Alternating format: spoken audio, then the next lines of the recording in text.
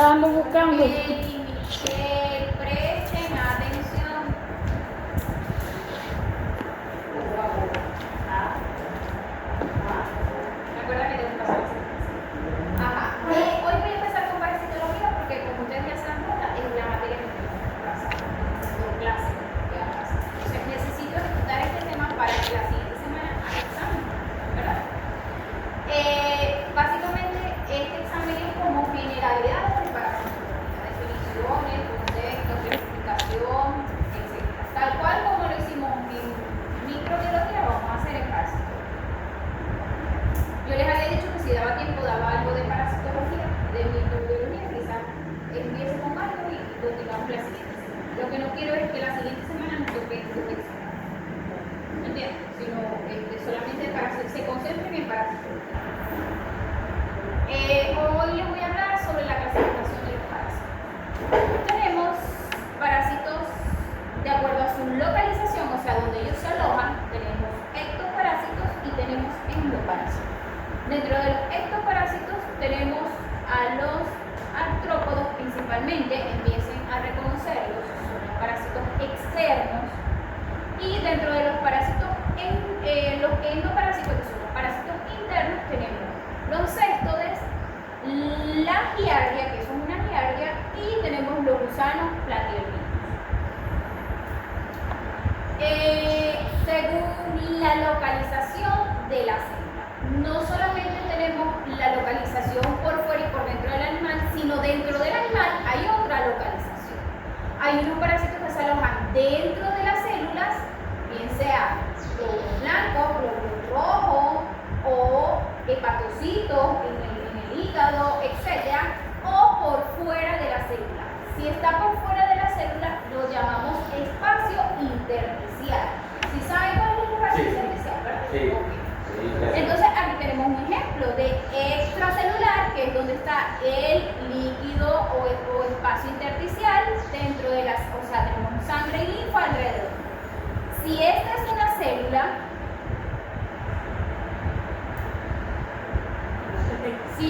célula, esto todo lo que está por fuera es intersticial. O sobre la superficie epitelial. Si yo tengo estas células epitelio intestinal, células intestinales, por fuera, dentro de arriba de las vellosidades se alojan unos parásitos. Destruyen, rompen el epitelio gástrico, chupan sangre y se van replicando, ¿verdad? Y tenemos los intercelulares o parásitos intracelulares. Pueden estar por fuera en el citoplasma, por eso la profesora les insiste mucho en microbiología, la morfología de las células, ¿verdad? Para poder saber ubicarnos. Y lo tenemos dentro de la vesícula, de una vesícula o de una vacuola de la célula. En el caso de parásitos intracelulares tenemos aquí. Desde la babesia, Correcto, tripanosomas, plasma. es decir que uno puede decir que existen endoparásitos extracelulares e intracelulares. Perfecto, ya lo entendí. También clasificamos los parásitos por su reproducción. Ya tenemos 3 clasificaciones, ¿verdad? Sí. Según el órgano de localización, según el espacio o se aloja dentro en la célula o fuera de la célula, y por su reproducción. Tenemos reproducción sexual y reproducción asexual. Dentro de la reproducción sexual tenemos ovíparos, ovovíparos y vivíparos. Y dentro de la reproducción asexual, que básicamente la mayoría de los parásitos tienen una reproducción asexual, ¿sí? Tenemos fisión binaria, esquizogonia, conjugación y hermafroditismo. ¿Saben qué es hermafroditismo? Sí. Sí. Cuando el mismo parásito posee ambas Aparatos ligamentos reproductores. sexuales. Entonces empezamos a desglosar por su reproducción. Tenemos por su reproducción sexual, los que les mencioné anteriormente, aquí hay unos ejemplos y hay una definición: ovíparos, ovivíparos y vivíparos, y allí los clasificamos. O sea, hay una definición. Ustedes lo van a leer y lo van a entender. ¿Okay? Yo lo que quiero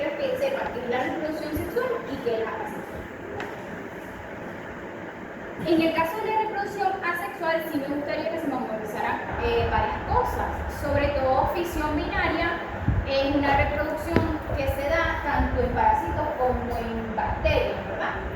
¿Se acuerdan que yo les dije en una clase, creo que fue en la clase anterior de microbiología, que le dije que la reproducción, algunas de las bacterias se reproducían a través de fisión binaria? ¿Qué quiere decir? Que es una reproducción asexual.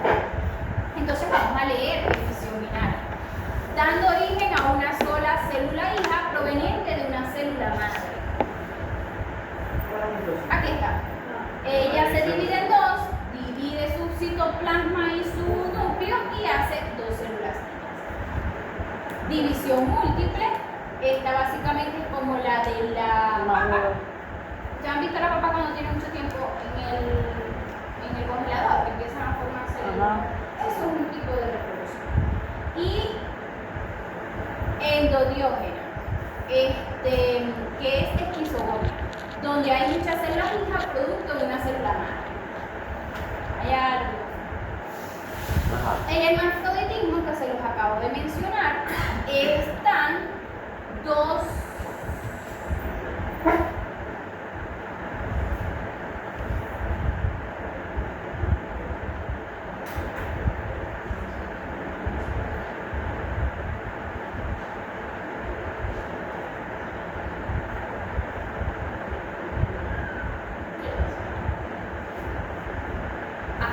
¿están qué?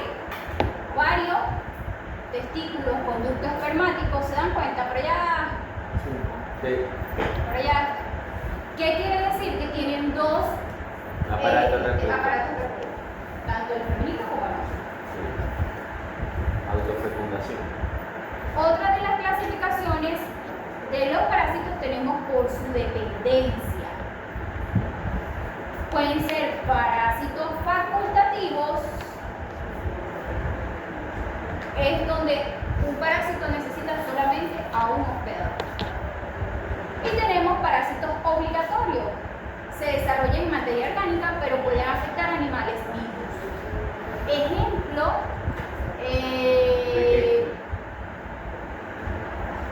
Giardia, Toxoplasma gondii, o sea, él tiene una vida dentro del hospedador y por fuera, en el material fecal. Tiene un proceso largal. Entonces es un parásito obligatorio. Por su permanencia. Solamente por eso se le denomina obligatorio, solamente por eso.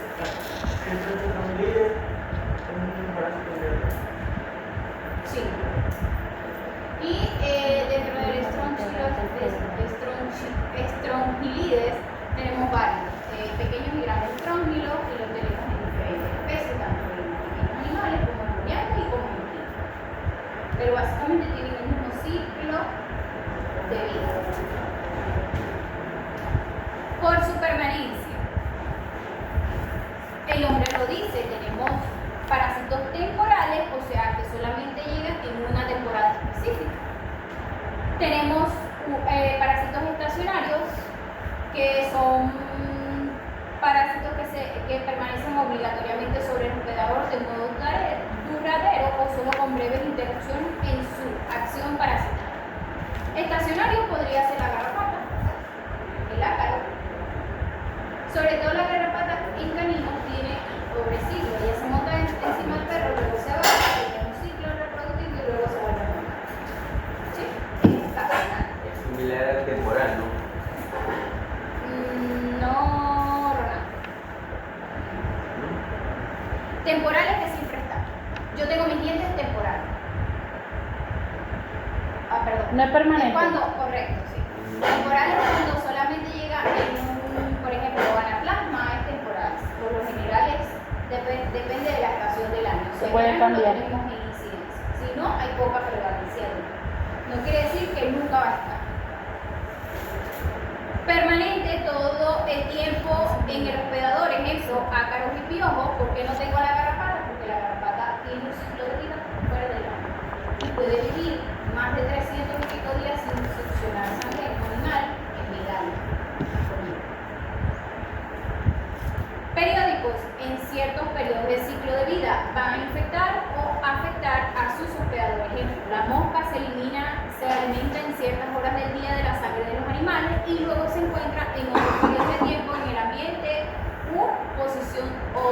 posicionando sus huevos. En el caso de periódicos tenemos a la mosca, ¿verdad? La mosca vive en material orgánico, pero se alimenta también de sangre.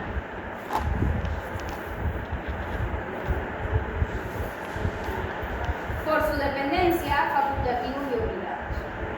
Allí tienen el ejemplo. Esos son ácaros, o sea, artrópodos, ¿sí?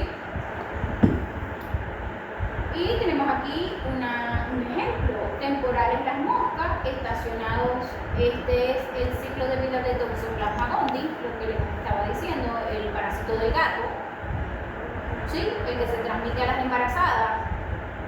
Toxoplasmosis. Sí, se llama Toxoplasma gondii, es el parásito del gato. Tenemos permanentes, piojos y pulgas, y tenemos los periódicos como la mosca. La mosca también forma parte de los temporales y los periódicos. Por su diferenciación sexual, monoico o dioico. Monoico, hermafrodita, los dos sexos en un mismo animal. Y dioico, o es un parásito hembra o es un parásito macho. ¿Sí? Sí, Voy muy rápido. va bien. No, va bien. Voy rápido porque pienso que esa presentación sencillo. está sumamente Detallada, en realidad. según el número de hospedadores. ¿Qué quiere decir? Que un parásito puede estar en ambos o en diferentes hospedadores, bien sea una rata y un gato, una rata y un zorro, o un canino, o algo vivo, ¿sí? En el caso de Toxoplasma gondii puede estar en el humano, en el gato y parasitando animales, roedores. Entonces, ¿qué quiere decir? Que tenemos estenoxeno, parásitos de pocas especies, requiere solamente el hospedador definitivo y el hospedador intermediario. ¿Quién es el hospedador definitivo? Donde termina su ciclo. El gato, el humano, el bovino. ¿Por qué? Porque ¿De dónde va a llegar? el agente, el huésped, el que está parasitado, el que aloja el parásito. Y el hospedador intermediario, El que lo va atrás. correcto. Y dijimos que hospedador definitivo era HD y hospedador intermediario era HI. ¿Está allí? Sí. Monoxenos, parasita de una sola especie, carece de hospedadores intermediarios. Por ejemplo,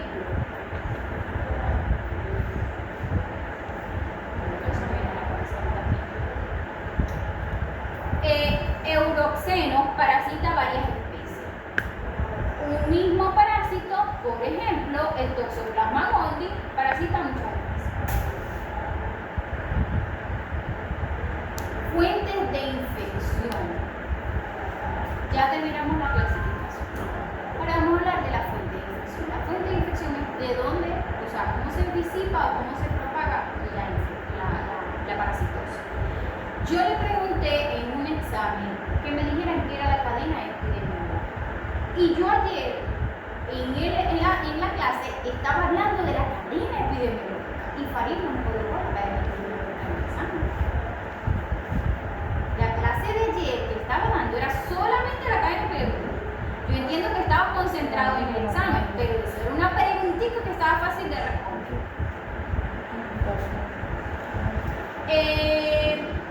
La cadena epidemiológica es básicamente desde donde está la fuente de infección, bien sea un parásito o una bacteria, o sea, el foco de donde sale la infección hasta que produce la enfermedad. Entonces, desde donde sale la infección hasta donde produce la enfermedad, hay un eslabón, hay una cadena de secuencia, tanto un hospedador susceptible como una fuente, una puerta de entrada del parásito, si es oral, si es nasal, si es o una puerta de salida, ¿sí? Entonces, desde donde está el parásito hasta donde se forma la parasitosis, que es la enfermedad, hay una secuencia, hay un eslabón. O sea, se le llama eslabones o se le llaman estaciones, recorridos. ¿Qué sucede para que ocurra una enfermedad? Sencillamente esa era la definición.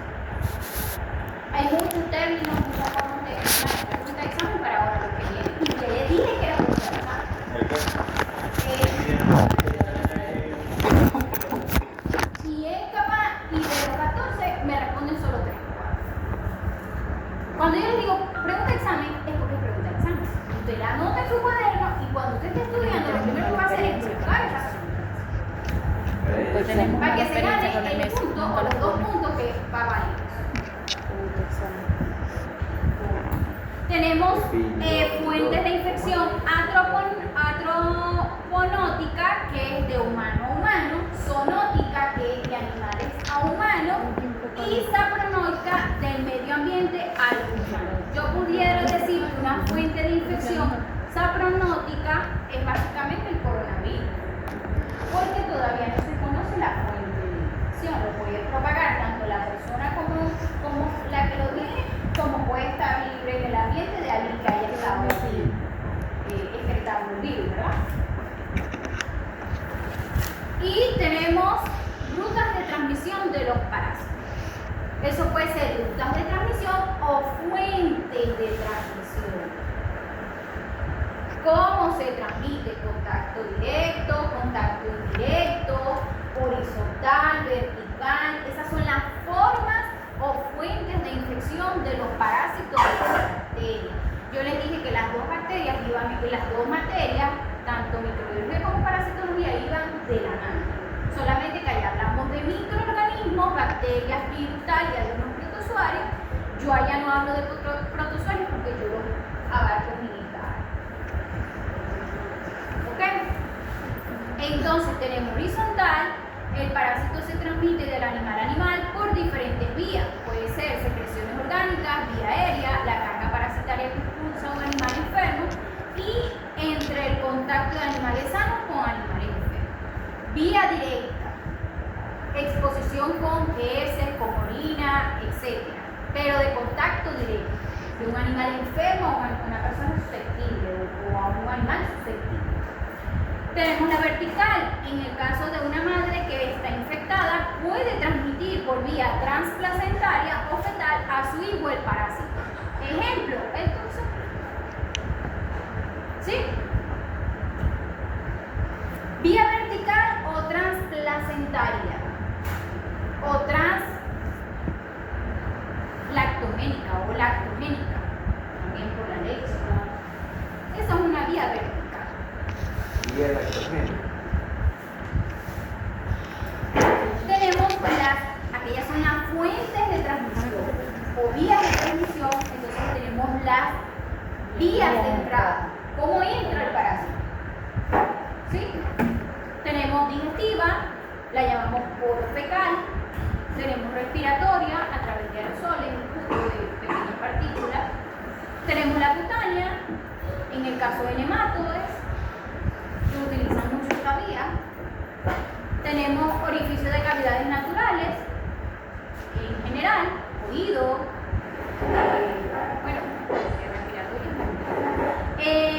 transplacentaria, que se lo dije, una vía vertical. Tenemos contacto sexual, algún parásito por contacto sexual entre bovinos o otras especies, parásitos. Ustedes conocen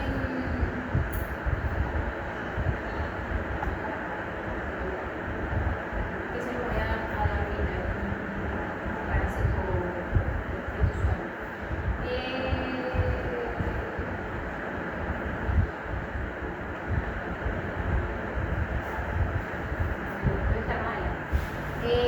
Se llama Foetus, que es la especie, es un parásito que lo tiene el toro, puede estar el toro en semen congelado, y cuando monta a la vaca se transmite, o si lo tiene la vaca se aloja a nivel de la vulva, y cuando lo monta un toro sano se parasita. ¿Sí? Básicamente eso es contacto, también se hace por transmisión sexual, o sea, de bacterias y virus y tal, pero hay parásitos que también tienen una transmisión o una vía de entrada por contacto sexual. Vectorial, puerta de entrada a través de un vector. ¿Saben qué es vector? Inocula y disemina la enfermedad. Se lo dije la semana pasada. Había una imagen donde estaba una aguja con un tal y un caballo al lado y decía vector, inocula y disemina la enfermedad. Eso es una puerta de entrada también a través de la picadura o inoculación de un vector. Lo que pasa es que el vector no pica, simplemente inocula. Tiene que haber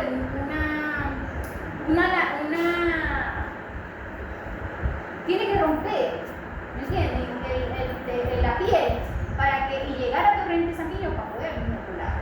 Entonces no puedo decir que pica, porque prácticamente él rompe el tejido. Y tenemos otra fuente de entrada como mecánicos, en el caso de agujas, troncales, sondas, sobre todo las agujas.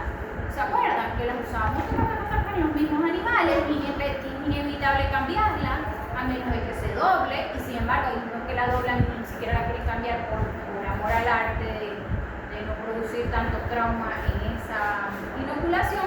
Sin embargo, hay personas que utilizan una aguja, la meten en jerez, la enjuagan en un bote y vuelven y sí. O sea, la reusan, pero le hacen ese proceso de desinfección. En el caso de que en su finca hay incidencia animal. Condiciones para el desarrollo de un parásito. Yo tengo una tríada epidemiológica o una cadena epidemiológica. Es lo mismo. Yo necesito un parásito con dosis, virulencia y resistencia alta.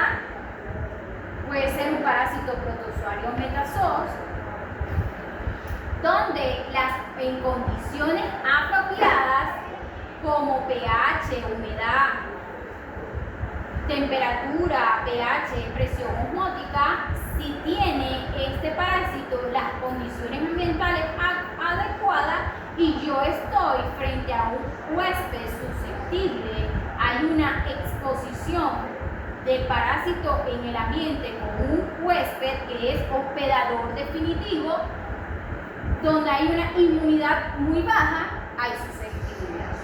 Entonces se me va a dar la parasitación, se va a enfermar. Si yo tengo estos tres componentes, con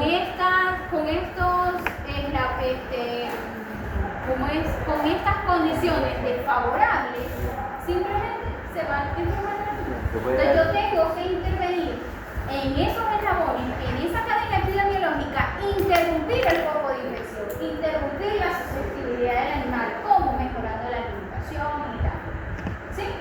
Colocar vacunas o hacer desparasitación. O sea, yo tengo que interrumpir en esa escala de que se me produzca la parasitosis, tengo que interrumpir de una manera u otra con prevención, control o limpieza o planes de vacunación. Cuando llamo planes de vacunación también meto a la desparasitación, yo interrumpo esa cadena epidemiológica y simplemente no voy a tener enfermedades parasitarias en mayor proporción.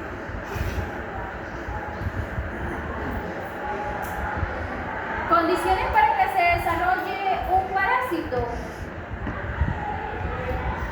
El medio ecológico de los parásitos, la vida de un parásito en todas sus etapas, en la mayoría de los casos, se desarrolla en dos ambientes. Uno de ellos externo, fuera del hospedador, y otro interno, representado por el hospedador definitivo.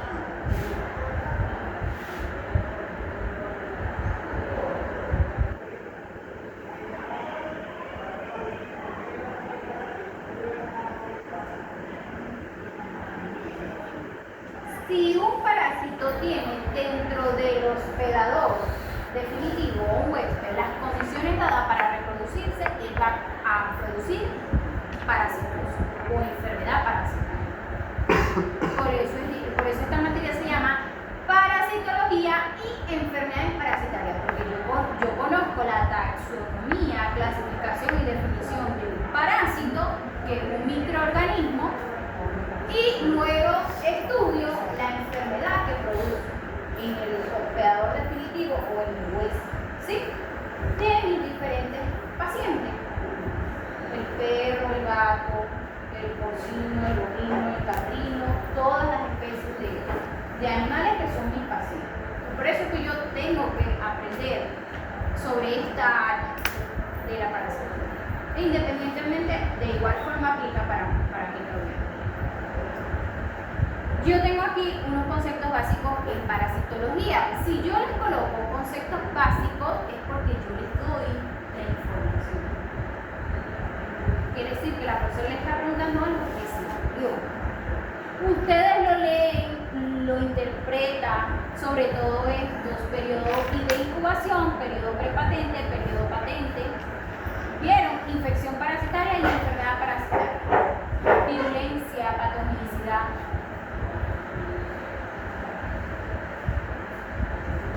Patogenicidad, capacidad de un agente infeccioso de producir enfermedad. Es la capacidad de un agente infeccioso producir una enfermedad. Por eso que en algunas patologías yo les voy a decir patogenia. Es la capacidad que tiene ese agente infeccioso de producir la enfermedad con tales sintomatología.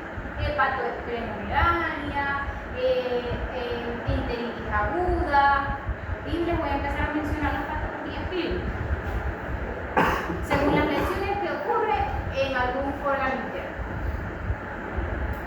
Virulencia, grado de patogenicidad de un agente infeccioso, cuantificación de la enfermedad. Virulencia es la capacidad que tiene el agente parasitario o la bacteria para producir esa enfermedad. Ejemplo, la cápsula, el flagelo, los silos, la fibra. Esos son factores de virulencia. Lo tienen algunas bacterias para poder ser más patógenos, más potentes. ¿Entienden? Los parásitos también tienen su propio grado de virulencia. En el caso de algunos parásitos forman cápsulas. Los huevitos forman una cápsula dura resistente, que es difícil de que el antiparasitario pueda romper. Y eso lo hace resistente y pudiste haberle colocado un desparasitante. Pero si el parásito es demasiado virulento, no lo pudiste eliminar por completo. Y luego va a cerrar.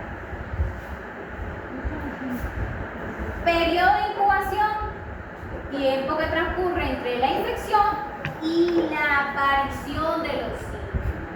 Ustedes saben que es una incubadora, en donde meten al niño hasta que él se pueda recuperar. El periodo de incubación es desde que el animal se expuso al parásito hasta que empezó a manifestar síntomas. Ese periodo de incubación puede durar 21 días, 2 meses, 3 meses, bastante tiempo. Porque el animal puede entrar en forma de huevito, pero necesita parásitos adultos que hagan daño y que luego excreten huevos, ¿verdad? Entonces para eso dura mucho tiempo, 3 meses, 4 meses, en el caso de la fasciola hepática. Periodo prepatente. El periodo prepatente es el periodo en que transcurre entre la infección y la aparición el diagnóstico. Pero eso puede ser tentativo, porque a veces podemos conseguir en coprología, podemos conseguir huevitos como no. Y si no conseguimos los huevitos no quiere decir que no hay. Correcto. Periodo patente, periodo de la enfermedad donde se presenta la sintomatología. Yo puedo tener periodo de incubación y periodo prepatente. ¿Es lo mismo? No. Periodo de incubación, manifestación clínica puede ser ictericia, anemia, diarrea. Son síntomas que son. Correcto. Periodo patente también puede ser, presenta sintomatología, pero puede ser fiebre, pueden ser los parásitos adultos en ese, o como que algo más diario.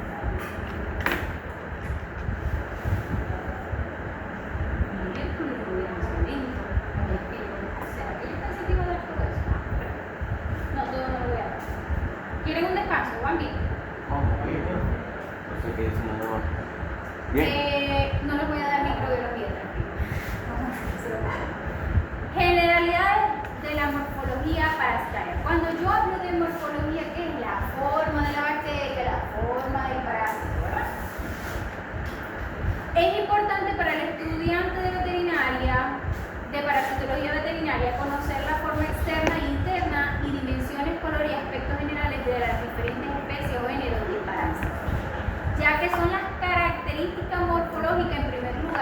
que se utilizan para identificar a los diferentes espécimes o parásitos, según la forma que adquiere en la escala zoológica, así como en sus diferentes estados evolutivos. Ejemplo, yo necesito saber que un huevo, una larva, un adulto macho y hembra difieren a veces considerablemente y por otra parte son de gran utilidad para establecer el diagnóstico parasitológico.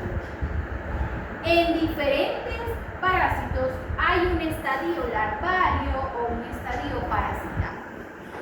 En el caso de los protozoarios o parásitos hemoparásitos, que son parásitos en sangre, ellos no tienen un estadio ni larvario, ni de huevo, ni de quiste, ni nada. Ellos simplemente están dentro de la célula y allí forman su estadio larvario. El semestre pasado lo mandé a dibujar, este semestre también. Por eso no hay bloque. De acuerdo a sus características morfológicas, físicas y filogenéticas, se ha dividido a los animales por su estado en varios grupos. Los parásitos de importancia en medicina veterinaria están considerados en la siguiente grupos: Protozoa, Filoflora, Platihelminthe, Acanthocephala, Nematode, Artrópoda, Pentastomida. Nosotros vamos a estudiar Protozoa, Filoflora, los platihelmintos, los nemátodes y artrópodos y estos otros. Oye, todo. Pero tenemos Protozoarios son parásitos que abundan en el océano, en agua dulce, suelo y cuerpo de animales y plantas. En general su tamaño es microscópico, por eso es que nosotros en Frotis Anilio vemos los protozoarios. El anaplasma, la giardia que está en el agua, esos parásitos son protozoarios y los vemos en un microscopio a través de un frotis.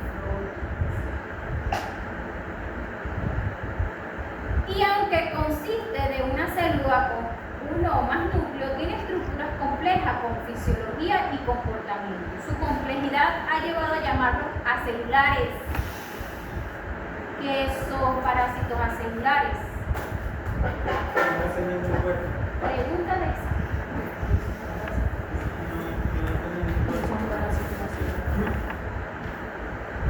No tienen una forma. No tienen una morfología de celulares con la célula. No poseen un núcleo Dice, definido. ¿quiénes son organismos acelulares? Coloco dos opciones. Bacterias, virus y priones. Virus, viroides y priones en el caso de microbiología. Pero en parasitología abarcan los parásitos acelulares y los protozoarios. ¿Cómo dijo el profe? ¿Quiénes son qué? Parásitos acelulares. Organismos acelulares. En este caso hablando solo de bacterias. ¿Se podría decir que son los que viven de la célula? Una sola célula, pero está Celulares. compleja. Su estructura por dentro es compleja. Célula compleja. En este caso, la mayoría de las formas celulares están presentes en los protozoarios y cada filo tiene su forma característica, como por ejemplo que se puede citar la ameba, la babesia, que es esférica, elipsoidal y esferoide, como los quistes de Himeria, forma de anillo en babesia, forma de hueso como el tripanosoma, etc. Los ciliados tienen caprichosas formas esféricas y ovoides con diferentes proyecciones y cubiertas de cilios. Y vamos a verlo en esta fila. Correcto. Representación esquemática de forma protozoaria. Trofozoito. B. Ameba. Quiste amiba, que es la D. Estos son quistes. Cuando yo le hablo quistes, estos, que hay una cápsula que rodea a varios esporozoitos. Dentro de los esporozoitos hay 2 o 4 células. Pueden haber 2 células dentro o pueden haber 4 células adentro. O sea, 2 esporozoitos con 4 esporoquistes. En el caso de la himeria, y es pregunta esa. Tenemos la E, que es Trichomonas foetus. saber que está por ahí. El parásito que yo les dije que es vaginal, que se transmite a través del contacto vaginal, se llama o trichomoniasis. La E, mírenlo, miren la forma.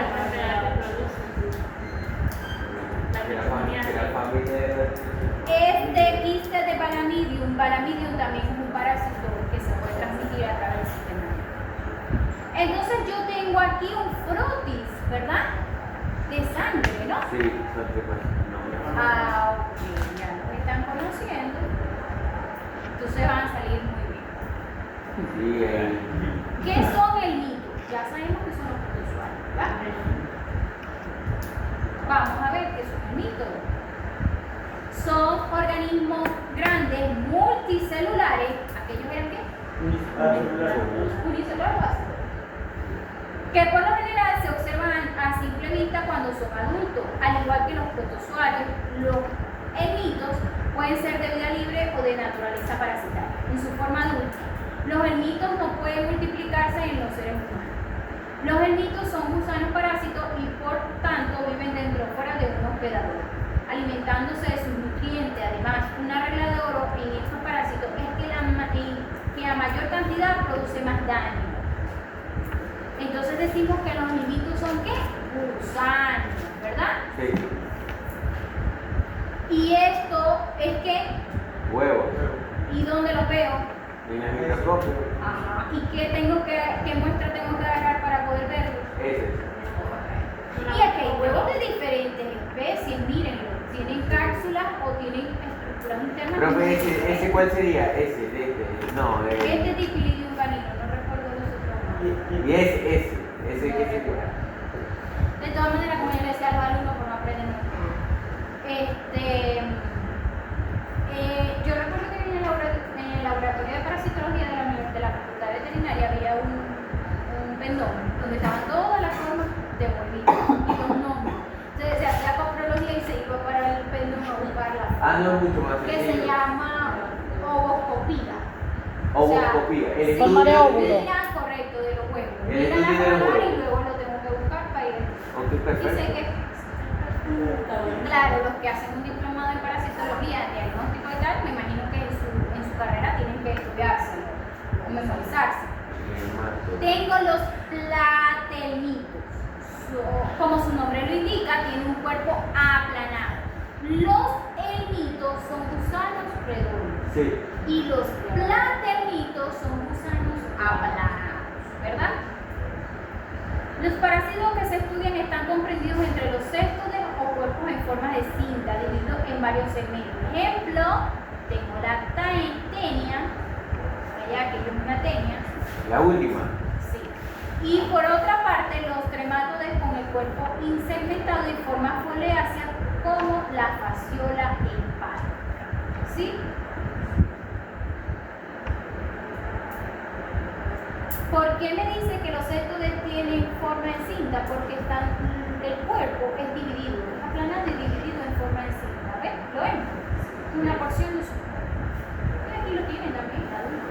Ahí lo tienen disecados. Y tengo la fasciola hepática que tiene forma folácea.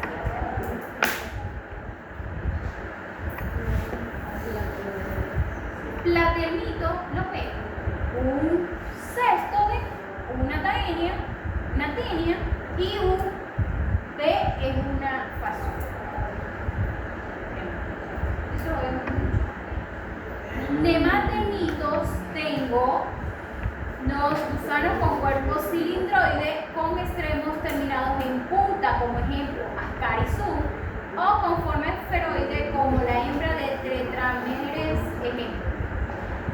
Se dan cuenta que este Ascaris lumbricoide se llama, tiene forma de punta.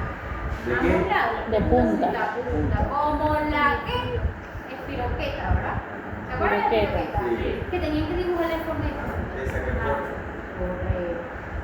Los áscares son gusanos igual, son gusanos cilindroides, no tienen segmentos, no son aplanados, son simplemente cilíndricos. La única diferencia es que ellos terminan en A diferencia de los elmitos. y a esto yo los consigo en las S. En las becerreras, las vaqueras, los dedos, las heces, yarú. O sea, que las caries, lumbricoides, es muy común en rumiantes. Y aquí lo veo de una forma más esquemática. Pero miren la forma de terminación. Tengo a los trichostrómilos, que son ellos, clatelillos, aparte por trichostrómilos. Aquí lo veo. Trichura y trichura también. ¿Y por qué nosotros decimos que son El mismo. nematodos? Porque nosotros diferenciamos esto por la forma de, son todos gusanos, pero tienen una forma definida. Hay unos que se alimentan de material orgánico y hay otros que succionan sangre también. Depende de su metabolismo o nutrición. Y tenemos a los artrópodos, que ya se los tienen que saber porque ya se los he mencionado un montón de veces, ¿verdad?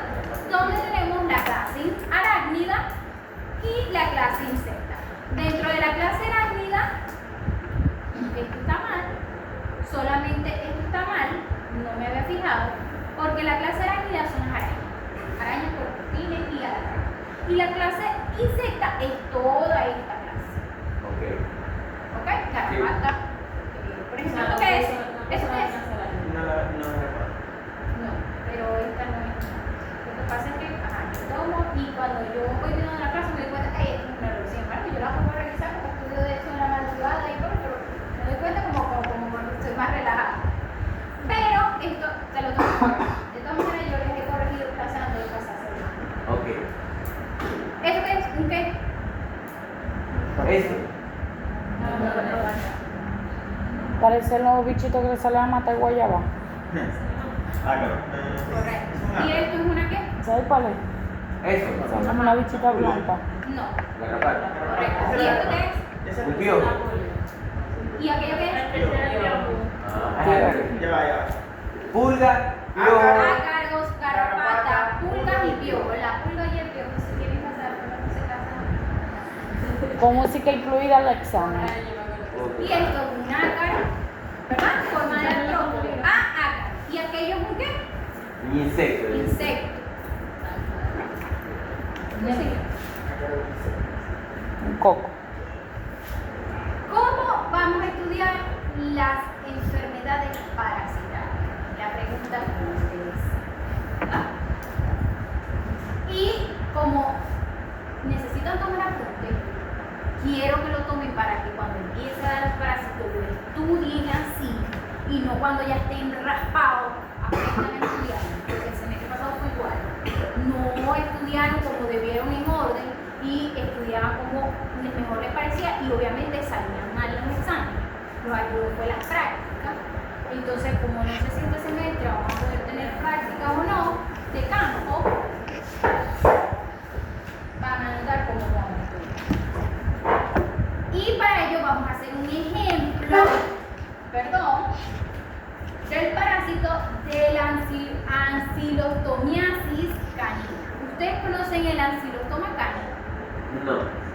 ¿Conocen al parásito que forma la culebrilla? ¿Saben cuál es la culebrilla? Sí. Una lesión así en forma de zigzag que le salen en la piel, bien sea en las manos o en la planta del pie. Sí. O arriba, en la planta del pie o aquí sobre el pie. La No parte lo han visto en dorsal. niños, principalmente en niños. Los que hayan visto ahorita van a ver una lesión como esa. Entonces yo necesito saber el agente etiológico o la etiología. ¿Quién es la etiología? El nombre del parásito. En este caso, ¿quién? Ancylostoma canina, ¿verdad? El ciclo del parásito, me lo tengo que aprender a pelo.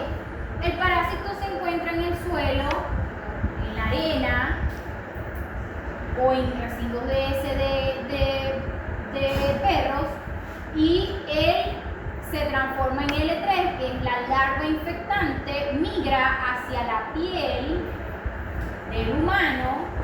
Cuando hay contacto directo, quiere decir cuando los niños están en el piso gateando o están caminando los adultos descalzos o se sientan en el piso y colocan las manos, siempre en la primera superficie, inclusive hasta la nalga los bebés. donde la primera superficie que está expuesta, allí es donde va a penetrar, ¿sí? El parásito. Y luego que esté dentro de la piel, él empieza a migrar, a hacer trabéculas y migrar.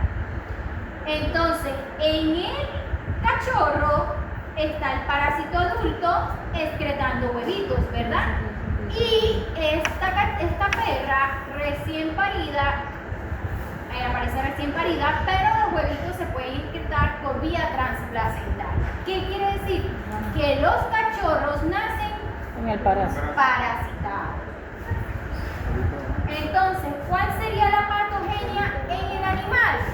Diarrea, anemia. ¿Por qué? Porque este parásito rompe el epitelio gástrico, succiona sangre, se alimenta de material fecal, rompe las células intestinales y por lo tanto va a producir síndrome de mala absorción. El animal va a tener diarrea en algunas ocasiones, va a excretar los huevitos y va a tener anemia. ¿Por qué? Porque hay pérdida tanto de sangre a la ruptura como la que succiona el parásito. ¿Ok? Dentro de la patogenia y los síntomas y síntomas es eso. Ya les dije, patogenia es la virulencia del animal. ¿Cómo? ¿Dónde se aloja el órgano diana? Cuando yo les pregunto a ustedes, órgano diana es dónde se aloja. ¿Es en el corazón? ¿Es en el pulmón? ¿Es en el sistema En el digestivo? intestino. Órgano diana o patogenia aparece ahí. En este caso sería, ¿cuál sería el órgano diana? Intestino delgado. Estómago, intestino delgado. Ojo, o es en el estómago o es en el intestino delgado. O puede estar en ambas. Pero hay parásitos que solamente migra por el estómago, pero se aloja en el intestino delgado. ¿Ok? Para que lo vayan aprendiendo. Diagnóstico. ¿Cómo lo voy a diagnosticar yo? A través de coprología, a través de una muestra de sangre. Hay que hay antígenos contra si lo toman, entonces pueden sacarse sangre, centrifugar el suelo, lo hace, en otros países lo hace, aquí no, aquí es por coprología, observando la presencia de los correctos. Tratamiento, prevención y control, importante en enfermedades parasitarias. ¿Qué tratamiento, qué desparasitante voy a seleccionar yo para tratar a mi cachorro o a mi canino adulto? ¿Albendazol? Si tienes, eres un antihelmíntico. ¿Ivermectina? Ivermectina, el parasitario interno, externo. ¿Ivermectina le va a hacer micro? Me parece ¿Pero que qué la- parásito tiene? La foxamina. Profe, pero de... Crea resistencia. ¿Cuál fue el esquema de parasitación que le di a mi cachorro hace 3 meses o 6 meses anterior? Que no le hizo nada o está vencido, no voy a usar el mismo. Voy a hacer otro esquema con otro desparasitante. ¿Por qué? ¿Por qué tengo que alternarlo? Porque la resistencia. Prevención y control. Cuando me hablan de prevención y control, ¿qué tengo que hacer? Romper esa cadena, ¿verdad? Sí. Intervenir. ¿Tengo un perro susceptible? Sí. Hay que desparasitarlo y mejorar la alimentación para que esté. Ah, pero yo tengo una puerta de salida y una puerta de entrada. Yo lo voy a desparasitar para que ya no expulse los huevitos. Pero la puerta de entrada, tengo huevitos en el ambiente que van a entrar a nivel oral otra vez. Puede ser. ¿Dónde dónde están dejando las heces secas del perro? En el patio, En el se patio. acumula todo allá y no me importa estar en el patio, no le coagula. Porque si yo lo desparasito y yo tengo las heces, allá están los huevitos y resisten, ¿verdad? Entonces, tengo que prevenir y controlar. ¿Cómo? Limpieza y desinfección del área. Lavar el piso, barrerlo, principalmente lavarlo cada cierto tiempo con jabón y cloro, para quitar esto, la arena o los residuos de este que ahí no están, ¿dónde están los huevitos? ¿Verdad?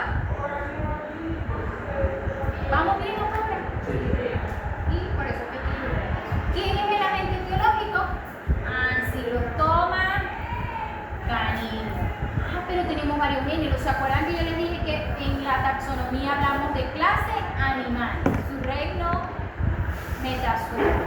Filo, que me interesa, ya yo les dije, en el mato de tres matos de el filo. Clase orden. Hay un estrongiloide, Carlos. Forma parte de los parásitos estrongios. Familia. Necesito que se aprendan la familia. Ancilostomide.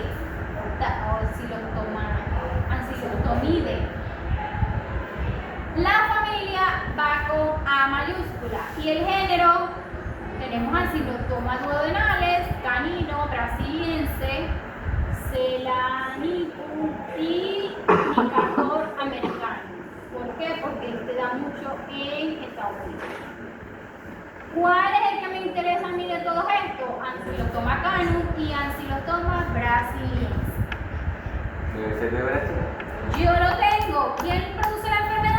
Esto es un repaso de lo que viene más adelante, es un repaso de lo que viene, de cómo estudiar la enfermedad. ¿Quién la produce? Bueno, Ancilostoma canino. Y miren la lesión. ¿Vieron? En forma de serpiente, ¿la ven?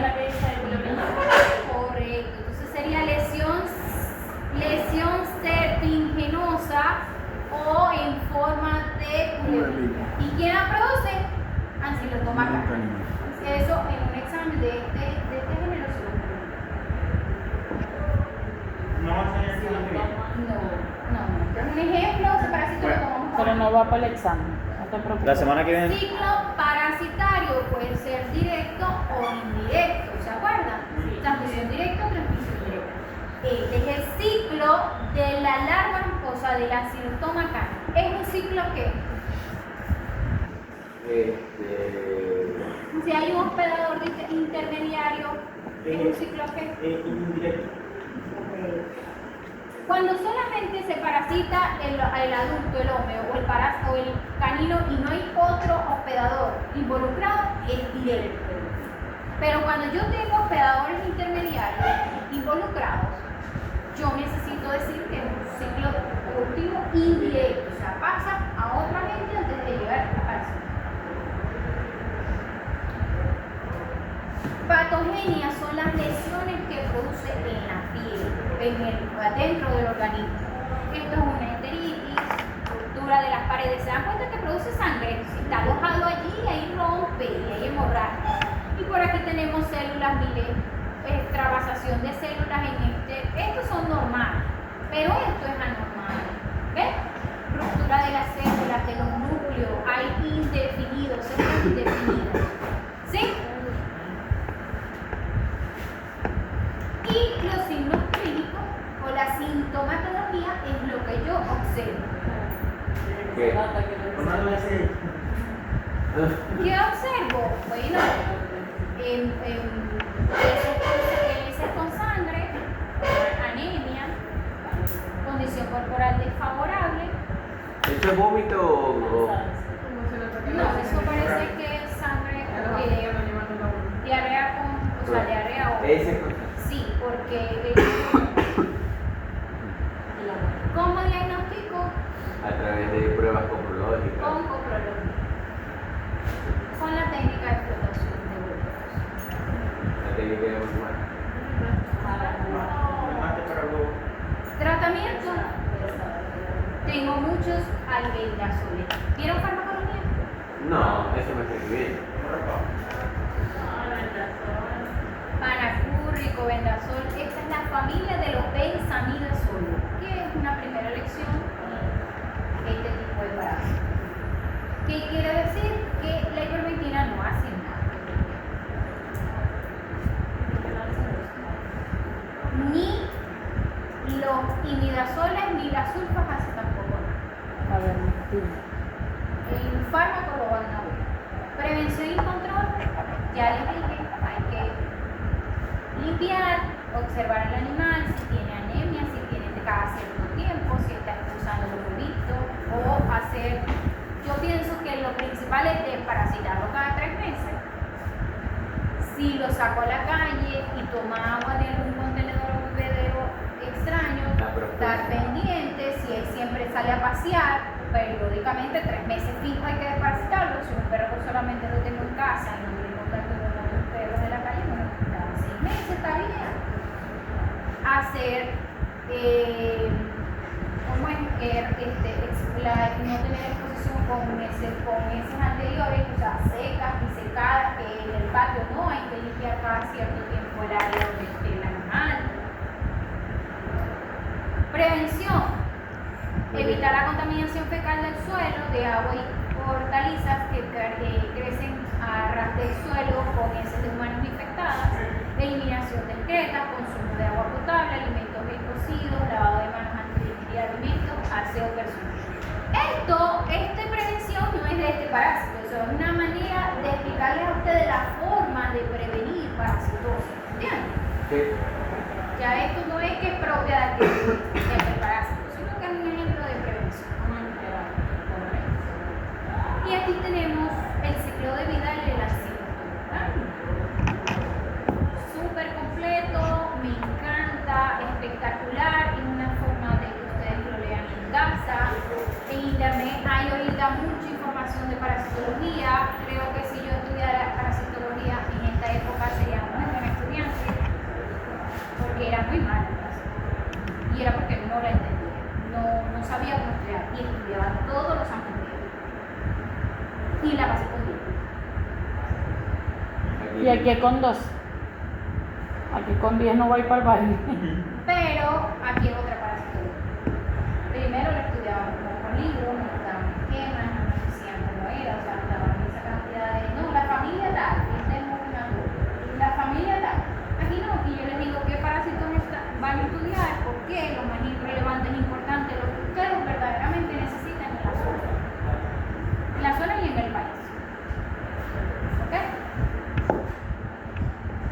Aquí hay otro esquema de asilo estomacano, la taxonomía, localización, dónde se localiza.